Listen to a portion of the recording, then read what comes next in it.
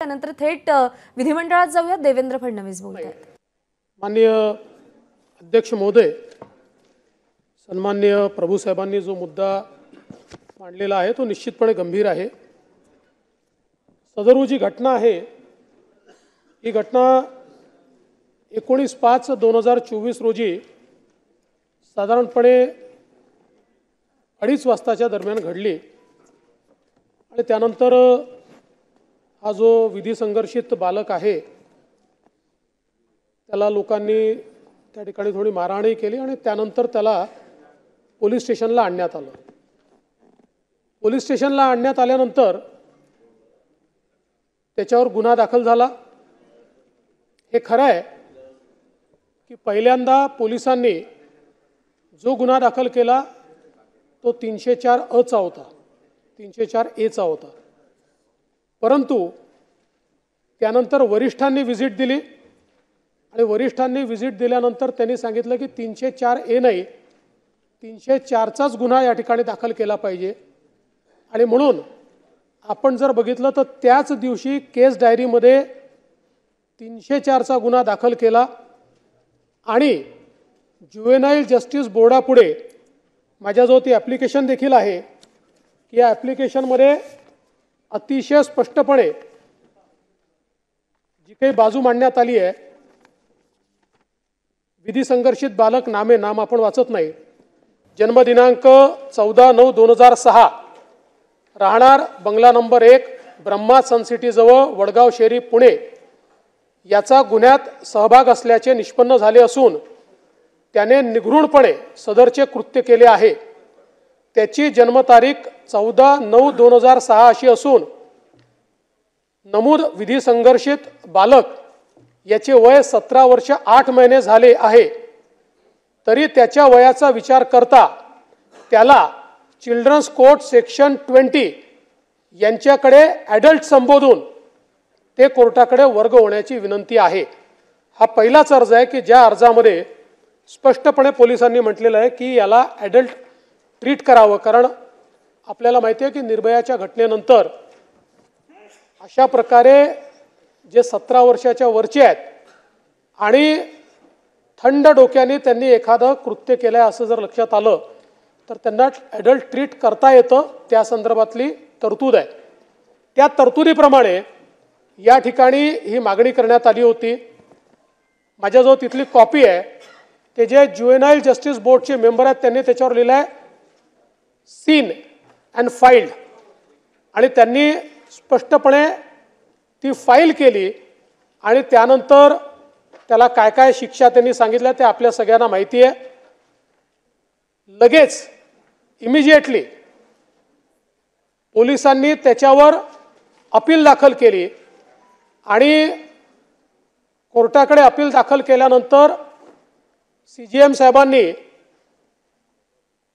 त्या appeal here केली आणि हिअर करून सांगितलं की ज्युएनाईल जस्टिस बोर्डाच्या सेक्शन 45 प्रमाणे तुम्हाला रिव्ह्यूचा अधिकार आहे, तो तुम्ही रिव्ह्यूचा अधिकार तिथे वापरा आणि जर त्यांनी रिव्ह्यूमध्ये ऐकलं नाही तर पुन्हा आमच्याकडे या, आम्ही ते नक्की ऐकू. आणि मग ज्यावेळी रिव्ह्यू करता ती पिटिशन दाखल केली त्यावेळेस मात्र मग त्यांनी जो काही आपला जुना निर्णय होता तो बदलला आणि त्याला जी काही कस्टडी आहे ती कस्टडी त्या ठिकाणी दिली. हे करत असताना अनेक मुद्दे त्याच्यामध्ये लक्षात आले.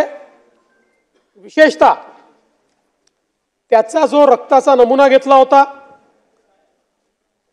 ज्यावेळेस रक्ताच्या नमुन्यामध्ये त्या ठिकाणी अल्कोहोल नाही असं लक्षात आलं त्यावेळेस पोलिसांना स्ट्राईक झालं की काहीतरी याच्यात गडबड आहे आणि म्हणून पोलिसांनी तात्काळ त्याचा DNA घेतला आणि जो रक्ताचा नमुना होता त्याच्या DNAशी मॅच केला. त्याच्या वडिलांचा DNA घेतला, तो मॅच केला तर असं लक्षात आलं की जे रक्त त्या ठिकाणी देण्यात आलेलं आहे त्याचा DNA मॅच होत नाही. आणि तात्काळ मग पोलिसांनी त्या संदर्भातली कारवाई केली. जे काही डॉक्टर आहेत त्यांना अटक केली. त्यातनं मग एकाने कबूल केलं की मी 3 लाख रुपये घेऊन अशा प्रकारचा हा नमुना बदललेला आहे. या सगळ्या बाबी त्या ठिकाणी रेकॉर्डवर आणल्या. त्याची पहिली चार्जशीट जी आहे ती देखील दाखल केली आणि सगळा लीगल आणि टेक्निकल एव्हिडन्स त्याच्यामध्ये तयार केला. त्याची जी काही क्रॅश इम्पॅक्ट ॲनालिसिस आहे ते क्रॅश इम्पॅक्ट ॲनालिसिस केलं. त्या क्रॅश इम्पॅक्ट ॲनालिसिसमध्ये ज्यावेळी त्यांनी ब्रेक मारलेला आहे त्यात लॉक झालेली स्पीड ही 110 km/h आहे. त्यामुळे अत्यंत वेगानेही तो चालवत होता. त्याच्या घरापासनं कंप्लीट CCTVचं जे नेटवर्क आहे ते त्या ठिकाणी जप्त झालेलं आहे. तो पहिले ज्या बारमध्ये बसला जिथे दारू प्यायला त्याचं CCTV फुटेज ते जप्त केलेलं आहे. त्या CCTV फुटेजसोबत त्यांनी दिलेलं बिल जप्त केलेलं आहे. तो दुसऱ्या बारमध्ये जिथे बसला त्याचं CCTV फुटेज हे जप्त केलेलं आहे.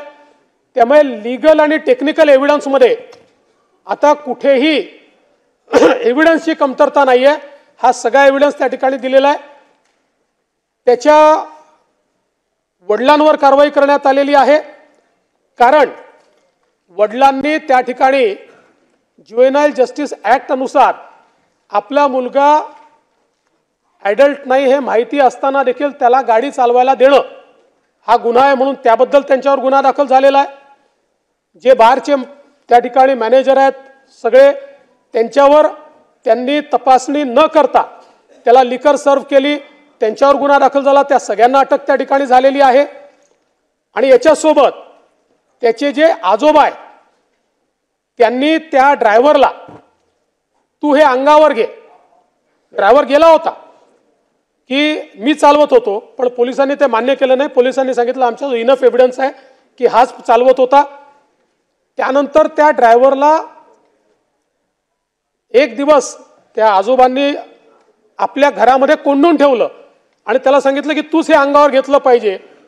पण त्यांनी ते काही शेवटी मान्य केलं नाही. त्यामुळे वडील आणि आजोबा या दोघांवर किडनॅपिंगची केस लावलेली आहे.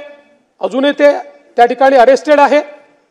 आणि या संदर्भात जे काही पोलीसचे अधिकारी आहेत कारण याच्यामध्ये पोलिसांची चूक कुठे आहे. पहिली चूक ही आहे की ज्यावेळी त्याला 3 वाजता त्या ठिकाणी आणलं त्यावेळी त्याला मेडिकलला लगेच पाठवायला पाहिजे होतं. ते 8:30 वाजता त्यांनी पाठवलेलं आहे. त्यामुळे दुसरं अशा प्रकारचा गुन्हा घडला. नॉर्मली ॲक्सिडेंटमध्ये 304A लावतात. तो 304A लावला पण त्यांनी पहिले वरिष्ठांना कळवायला हवं होतं पण ते वरिष्ठांना त्यांनी कळवलेलं नाही.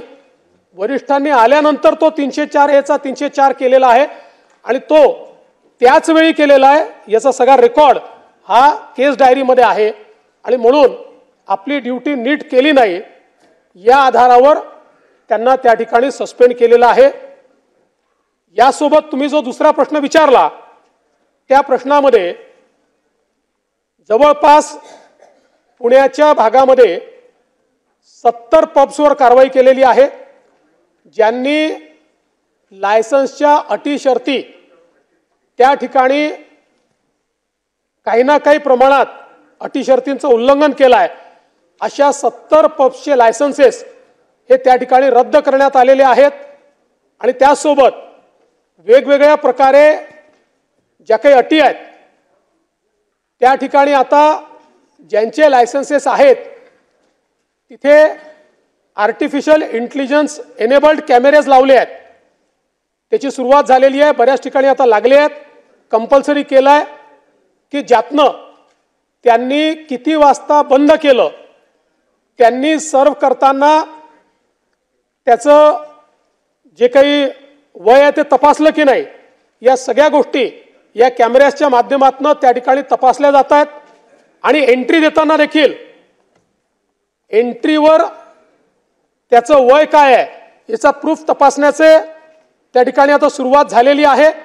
आणि हे सांगण्यात आलं आहे की समजा उद्या एंट्री दिली गेली आणि वय तपासलेलं नाही असं जर लक्षात आलं तर त्याची कारवाई लायसन्स रद्द करण्यामध्ये होईल आणि फौजदारी गुन्हा देखील दाखल होईल. अशा प्रकारच्या उपाययोजना देखील या ठिकाणी केल्या आहेत.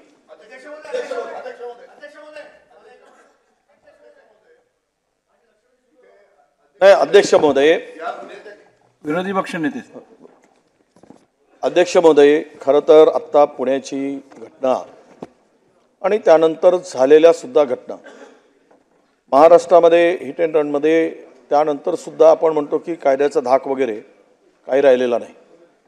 6-7 घटना नंतर झाल्यात, नागपुरात झाल्यात, बऱ्याच ठिकाणी झाल्यात, त्यांची यादी आहे पण ते वाचणार नाही. अध्यक्ष महोदय, खरं तर आत्ता असं म्हणतात की पुण्यातली लोक पुण्याचा आता उडता पंजाब होत आहे. ड्रग्स माफियांनी पुण्यात थैमान घातला आहे, कायदा सुव्यवस्थेचा सगळा बोजवारा उडाला आहे. वाईट अवस्था पुण्याची झाली. एक शैक्षणिक हब म्हणून ज्या पुण्याची ओळख आहे, सामाजिक सांस्कृतिक एक त्याला एक नाव आहे. तिथे बाहेरची मुलं जे शिकायसाठी येतात या पुण्यामध्ये, त्यांचे पालक आता चिंतेत आहेत की आमच्या मुलांना पुण्याकडे पाठवावं की नाही. असं कुठलंही स्थळ राहिलं नाही अध्यक्ष महोदय जिथे ड्रग्स मिळत नाही, जिथे नशा केली जात नाही. अध्यक्ष महोदय, प्रश्न असाच येतो की ही कार बिना नंबरनी 6 महिन्यापासून फिरत होती. अध्यक्ष महोदय, अशी पोलिसांच्या लक्षात कशी आली नाही कार? जर बिना नंबरची गाडी एका मोठ्या बिल्डरची धनदानग्याची आहे म्हणून पोलिसांनी सोडलं का त्यांना की फिरू दिली? बिना नंबरची गाडी कोणालाही, आम्ही एखादी नवीन गाडी घेतली तर आम्हाला रस्त्यावर आणता येत नाही. पहिलेच गाडीचा तो RTO सांगतो की आम्ही नंबरच देत नाही, तुम्ही गाडी चालवायची, जोपर्यंत नंबर असेल रजिस्टर झाल्याशिवाय बाहेर काढायचे नाही. आणि हा सर्रासपणे चालला अध्यक्ष महोदय. आरोपीला जामीन मिळाला, ह्या सगळ्या गोष्टी झाल्यात. मला तुम्ही कारवाई केली, PI वर कारवाई केली तिथल्या पोलिसांनी. अध्यक्ष महोदय, यातला खालचा प्रकार असा आहे, हा लेट होण्याला याला सुद्धा थोडासा पॉलिटिकल याला कारण आहे ना, राजकीय कारण आहे, तेही तपासलं गेलं पाहिजे. कुणाला सपोर्ट करावा आणि कुणाला करू नये, 2 निष्पाप लोकांचा जीव जातो. तरुण भरधाव गाडी चालवतो, ब्लड नमुने बदलण्यापर्यंतची हिंमत जाते. अध्यक्ष महोदय, हे कोणामुळे झालं? 2 डॉक्टरवर कारवाई केली. खरं तर हे ससून ड्रग विकण्याचा ससून हॉस्पिटल इतकं कलंकित झालंय की ड्रग्स विकण्याचा आता एक हे अड्डा झाला असं म्हणतात सगळे लोक. सगळा व्यवहार तिथून होतो.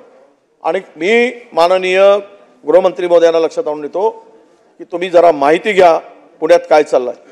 450 त्या ठिकाणी ओपन टेरेस हॉटेल आहे.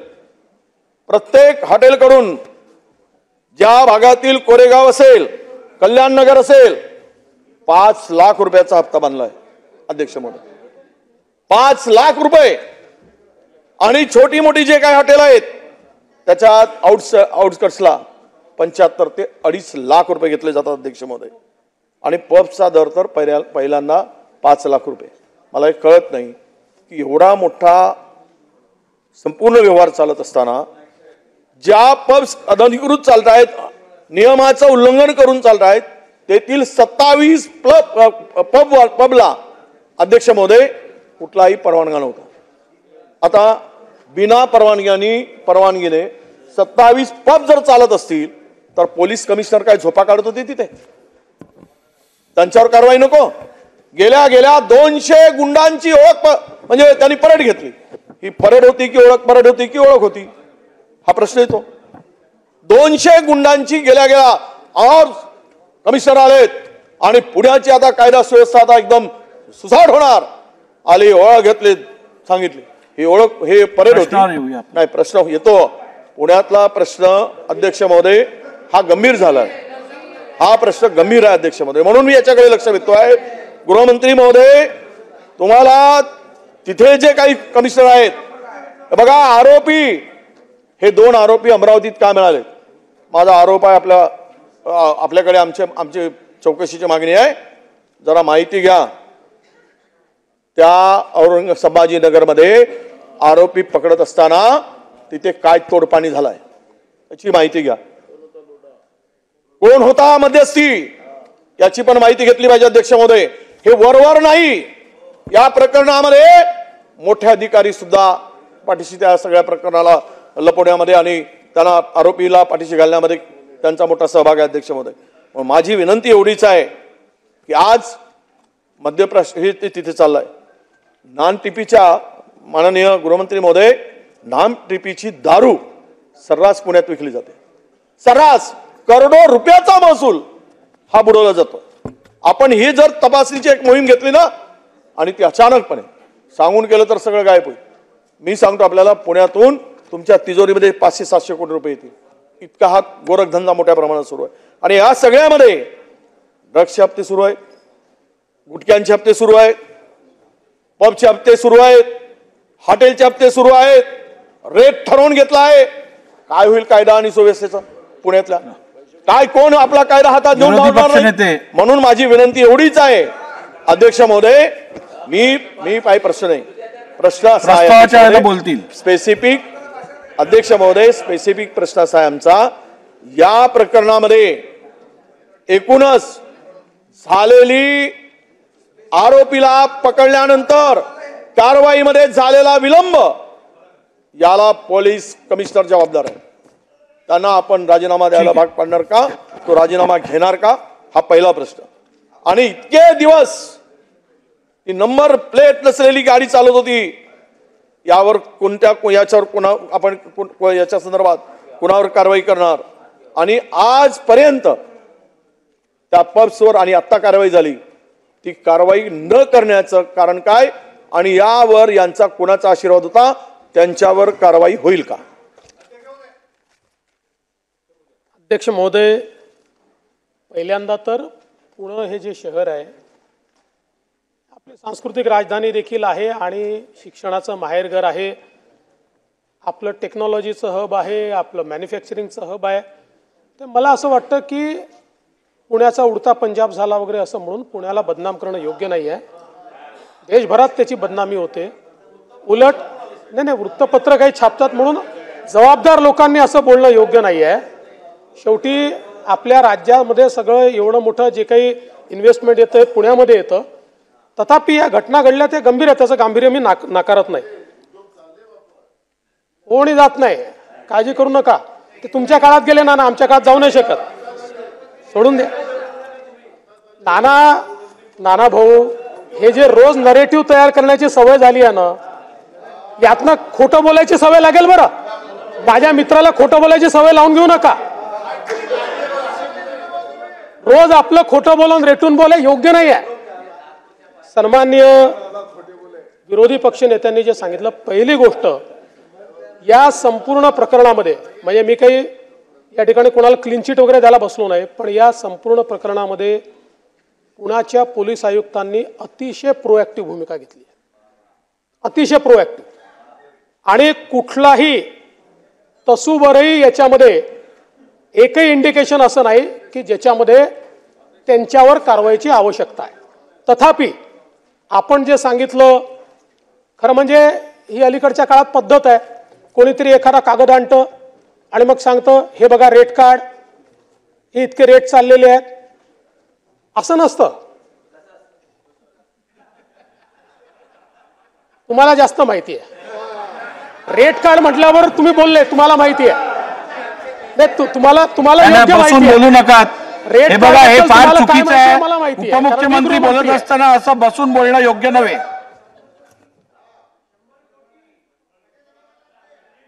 अध्यक्ष महोदय, तथापि या ठिकाणी पोलिसांनी कारवाई केलेली आहे. सन्माननीय विरोधी पक्ष नेत्यांनी जी माहिती दिली आहे ती माहिती सत्य मानून त्याच्यावरही चौकशी केली जाईल. रोहित पवार. अध्यक्ष महोदय, परंतु रोहितजी, अध्यक्ष महोदय, गाडीच्या संदर्भातला जो मुद्दा उपस्थित केला होता, त्यांनी रजिस्ट्रेशन केलं पण प्रोसेस पूर्ण केली नाही. त्याचा जो रजिस्ट्रेशन नंतर टॅक्स भरायला पाहिजे होता तो भरला नाही. त्यामुळे त्याच्यावरही कारवाई केली आहे आणि 420 467 गुन्हा त्याही संदर्भात दाखल केलेला आहे. आणि हे तपासून पाहण्यात येईल की याच्यामध्ये आरटीओच्या कुठल्या अधिकाऱ्याचं काही संगनमत आहे का. बोला रोहित पवार. अध्यक्ष महोदय, अध्यक्ष तुम्हाला संधी दिली, आता बाकीच्यांना बोलू दे की. अध्यक्ष महोदय, देतो तुम्हाला, देतो. बोला. अध्यक्ष त्यांचा होते, देतो. अध्यक्ष महोदय, या ठिकाणी हा जो विषय आपण बघितला तो खऱ्या अर्थाने का चर्चेत आला, त्याचं मुख्य कारण म्हणजे तिथं असणाऱ्या सामान्य लोकांनी हा विषय हातात घेतला, आंदोलनं केली. रवींद्रभाऊ दंगेकर आमदार यांनी सुद्धा त्याच्यामध्ये पुढाकार घेतला. अध्यक्ष महोदय, याच्यामध्ये आपण खोलात जर गेलो तर याच्यात सिस्टमिक एरर आहे. म्हणजे ज्या व्यक्तीने गुन्हा केला तो एका मोठ्या कुटुंबातून होता, पैसेवाल्या कुटुंबातून होता आणि 6 ते 7 डिपार्टमेंट त्या व्यक्तीला मदत करत असताना आपण सर्वांनी बघितलं. एखाद्या गरीबाले जर तिथं काय केलं असतं तर कदाचित त्या बाबतीतली चर्चा सुद्धा तिथं अध्यक्ष महोदय झाली नसते. अध्यक्ष महोदय, इथं जर आपण बोलायचं झालं तर आमचं एवढंच म्हणणं आहे, याच्यामध्ये ड्रग्ज वगैरे बऱ्याच काही केसेस इन्व्हॉल्ड आहेत. अध्यक्ष महोदय, काही दिवसांपूर्वी, काही महिन्यांपूर्वी 18 जुलै 2023ला मी एक लक्षवेधी मांडली होती ड्रग्सच्या बाबतीत. फडणवीस साहेबांनी होम मिनिस्टर म्हणून त्याला उत्तरही दिलं होतं आणि उत्तर खरंच चांगलं होतं. अध्यक्ष महोदय, पण फक्त ते उत्तरच राहिलं का एवढीच शंका त्या ठिकाणी मला वाटतं. अध्यक्ष महोदय, कुरिअरचा वापर केला जातो, या संदर्भात ऑफिसचे सॅनिटायझेशन ते करणार, सेन्सिटायझेशन ते करणार असं त्यांनी सांगितलं होतं. अध्यक्ष महोदय, त्या बाबतीत आपण धोरण म्हणून काय केलं असा प्रश्न होम मिनिस्टर साहेबांना या ठिकाणी मी उपस्थित करतो. अध्यक्ष महोदय, जिल्हा अधिकारी यांच्या under anti drug coordination committee तयार केली जाईल, ती केली गेली आहे का, त्याची कुठली स्ट्रॅटेजी आहे का, त्याच्याबद्दल आपण पुढं काय करणार आहोत आणि कुठल्या कुठल्या जिल्ह्यामध्ये अशा पद्धतीची कोऑर्डिनेशन कमिटी ही निर्माण केली, त्याचा काय स्टेटस आहे असा प्रश्न अध्यक्ष महोदय मी इथं होम मिनिस्टर साहेबांना करतो. त्याच्याचबरोबर दहशतवादी पथकाला नोडल एजन्सी हे केलं जाईल, तर अशी एजन्सी केली गेली आहे का, त्याचा कुठला अहवाल आला आहे का, एवढंच या ठिकाणी अध्यक्ष महोदय आम्हाला बोलायचं आहे. आणि याच्यामधून मला असं वाटतं की याची सरकार असो का त्याची सरकार असो, ह्यात पूर्णपणे सिस्टमिक एरर आहे.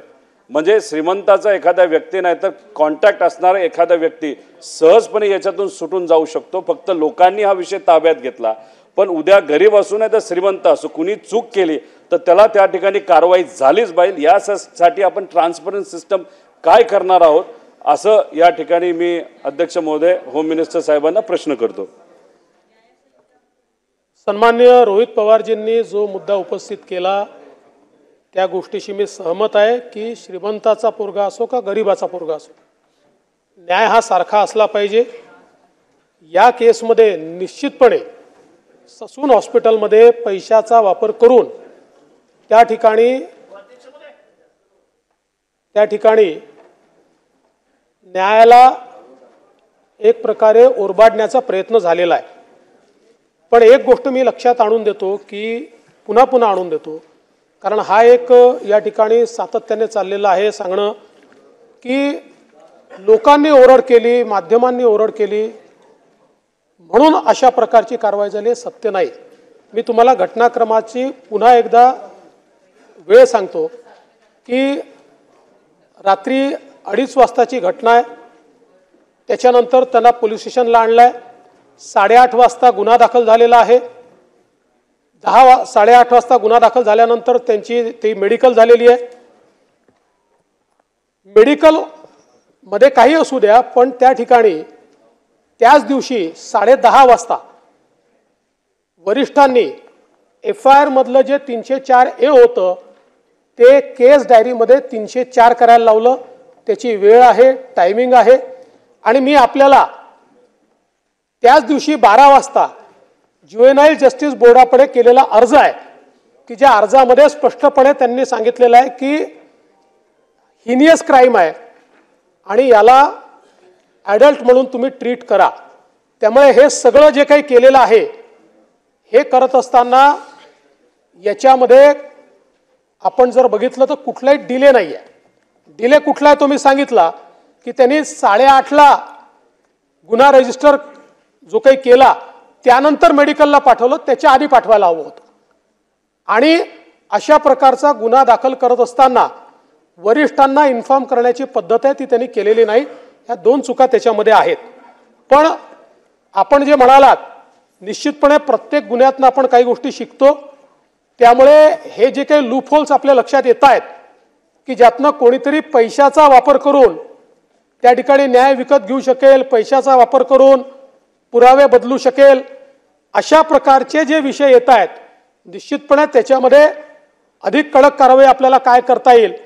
विशेषतः एक गोष्ट यात मला नमूद केली पाहिजे की 1 जुलैपासनं आपले जे नवीन कायदे लागू होत आहेत त्याच्यामध्ये आता लीगल अँड टेक्निकल एव्हिडन्स आणि फॉरेन्सिक एव्हिडन्स याला जास्त महत्त्व दिलेलं आहे. त्या प्रकारची तयारी देखील आपण केली, पण तो वेगळा विषय आहे. पण त्यातनं निश्चितपणे या गोष्टी ॲड्रेस होतील. दुसरा जो आपण ड्रग्सच्या संदर्भात मी जे उत्तर दिलं होतं त्याचा जो रेफरन्स आपण दिला तर त्यात सांगितलं पाहिजे की कुरिअर ऑफिसेसचं सॅनिटायझेशन आणि त्या ठिकाणी व्हिजिट्स मोठ्या प्रमाणात झालेल्या आहेत. जेव्हा आपली चर्चा होईल चर्चेच्या उत्तरात मी आकडेवारीसहित ते सांगेन, पण ते आपण निश्चितपणे केलं आहे. जिल्ह्याच्या समित्या तयार झालेल्या आहेत. समित्यांच्या बैठका त्या ठिकाणी ज्या काही आपण अँटी ड्रग कमिटीज आहेत त्याच्या बैठका देखील त्या ठिकाणी झालेल्या आहेत. आणि ATS नोडल तर त्याच्यामध्ये जे काही केंद्र सरकारचं नार्कोटिक्स कंट्रोल ब्युरो आहे, पण ATSला याकरता त्याच्यामध्ये आपण इन्व्हॉल्व केलेलं आहे की अलीकडच्या काळामध्ये आपल्या हे लक्षात आलं की जे काही विशेषतः कंटेनरने ड्रग्ज पाठवायचे असा एक प्रयत्न 3-4 वेळा झाला आणि वरती वेगळ्या गोष्टी आणि खाली कंटेनरमध्ये त्या ठिकाणी ड्रग्ज अशा प्रकारचा जो विषय लक्षात आला.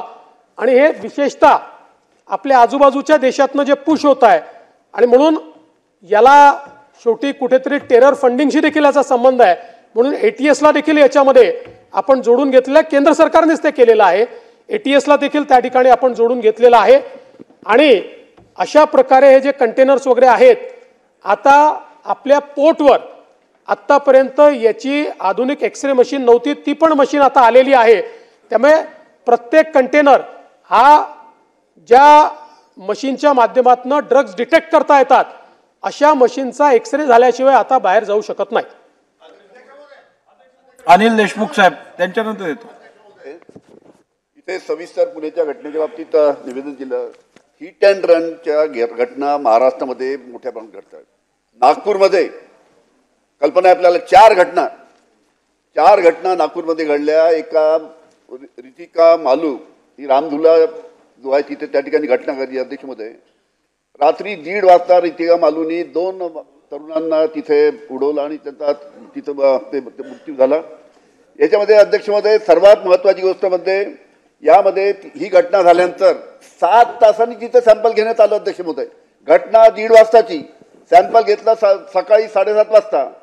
7 तासानंतर सॅम्पल घेण्याची काय आवश्यकता होती? घ्यायचं ते सॅम्पल तर लगेच घ्यायला पाहिजे, 1 तास 2 तास तिच्यानंतर.